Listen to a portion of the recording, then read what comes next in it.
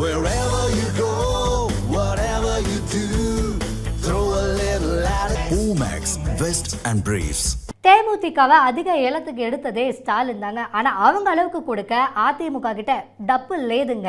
முக்கியமாக பிரேமலதா விஜயகாந்த் கொள்கைகளை வித்துட்டு கேப்டன் விஜயகாந்தோடைய கனவுகளை சதிச்சிட்டாங்க அப்படின்னு விமர்சனம் பண்ணியிருக்காரு முன்னாள் அமைச்சர் ராஜேந்திர பாலாஜி. தேமுதிக வருகிறார்கள், அந்த கூட்டணி எப்படி சேர்ந்தது என்பது நானே அறியும். ஏலத்திலே திமுக அதிக விலைக்கு எடுத்து விட்டார்கள். நாங்கள் ஏலத்தில் எடுக்க முடியாது. தேமுதிகவை ஏலத்தில் எடுத்தது ஸ்டாலின். சகோதரி பிரேமலதா அவர்கள் கொள்கைகளை விட்டுவிட்டார். மறைந்த தலைவர் கேப்டன் அவருடைய கனவுகள் எல்லாம் சிதைக்கப்பட்டு விட்டது. கேப்டன் விஜயகாந்த் காலம் போறாம் இறக்கு முறை இருக்கு முறை திமுகவை எதிர்த்தார். திமுகவை எதிர்த்து இயக்கத்தை ஆரம்பித்தார்.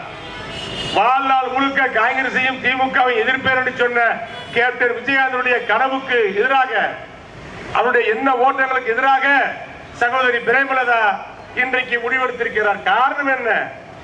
அத்தனை பேருக்கு தெரியும். ஏலத்திலே அவர்கள் அதிக தொகை கொடுத்து எடுத்து விட்டார்கள். அதற்கு நாம் என்ன செய்ய முடியும்? நம்மிடத்திலே பணம் கிடையாது, நம்மிடத்திலே குணம் இருக்கிறது. நம்பி வந்தவர்களுக்காக உழைப்போம், நம்பியவர்களுக்காக உழைப்போம். எந்த முகத்தோடு விருந்தினருக்கு ஓட்டு கேட்டு வருகிறார்கள் அவர்கள்? சென்ற தேர்தலிலே அதிமுக கூட்டு, இந்த தேர்தலிலே திமுக கூட்டு. மக்கள் எள்ளி நகையாட மாட்டார்களா? விருந்தினர் தொகுதி மக்கள் சிரிக்க மாட்டார்களா?